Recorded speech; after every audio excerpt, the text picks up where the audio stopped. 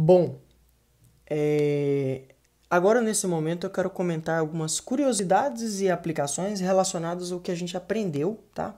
Nesses módulos, tanto de ligações interatômicas, quanto no contexto de geometria, polaridade, interações intermoleculares e solubilidade. Eu vou começar comentando sobre o comportamento anômalo da água. Bom, a maioria das substâncias, quando solidificam, diminuem de tamanho. A água e algumas outras substâncias apresentam um comportamento anômalo. Eu vou desenhar um gráfico primeiro aqui, tá? Para a gente olhar para esse gráfico e tentar entender o que está acontecendo, tá? Esse gráfico vai relacionar valores de volume em função da nossa temperatura. A maioria das substâncias, quando eu diminuo a temperatura, elas diminuem o seu volume. Já para o caso da água, não. O caso da água é um pouco diferente. À esquerda está a maioria das substâncias. A água e algumas outras substâncias apresentam um comportamento anômalo. Quando eu diminuo a temperatura até 4 graus Celsius, o seu volume diminui. Mas quando eu chego em 4 graus Celsius e continuo diminuindo a temperatura, o volume da água, ao invés de continuar diminuindo, começa agora, a aumentar. Por que isso acontece com a água? Por que a água tem esse comportamento anômalo? Bom, abaixo de 4 graus Celsius, a água sofre um negócio chamado de dilatação anômala.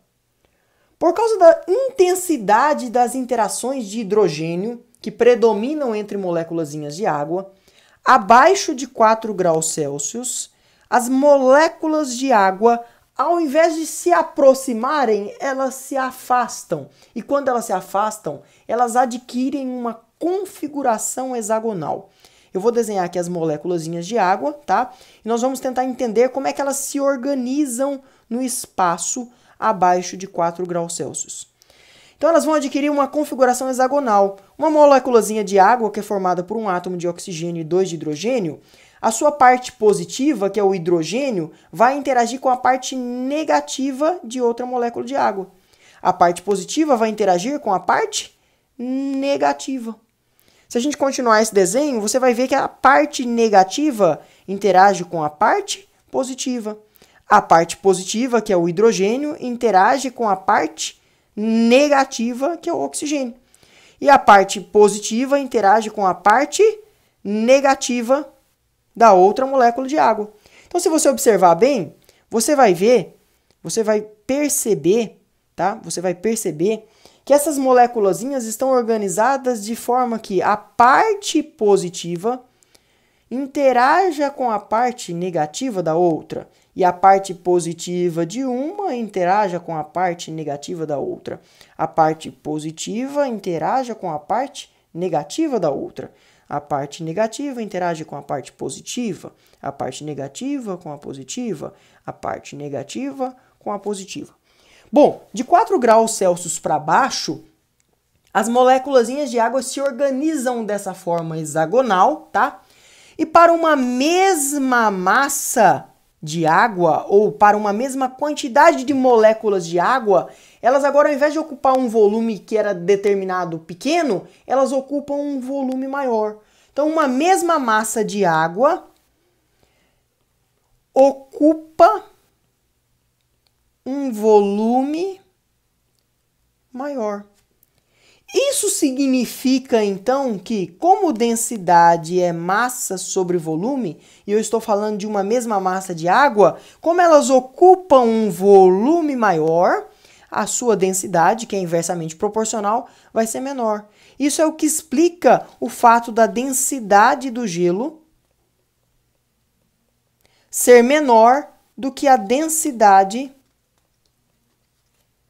da água líquida. Ok? Como o gelo, por causa dessa configuração hexagonal das moléculas de água abaixo de 4 graus Celsius, Essas moléculazinhas agora ficam mais afastadas, eu digo que ocorreu uma dilatação. O volume aumenta para uma mesma massa de água, então a densidade diminui. Isso faz com que o gelo fique na superfície, ao invés de ficar ao mesmo nível da água líquida, ou ao invés de precipitar se ele fosse mais denso, ok? O gelo, como é menos denso, fica na superfície da água. Esse fenômeno é chamado de comportamento anômalo da água ou dilatação anômala, e é o que acontece com a água e algumas outras substâncias quando elas ficam a uma temperatura abaixo de um respectivo limiar. Para o caso da água, abaixo de 4 graus Celsius.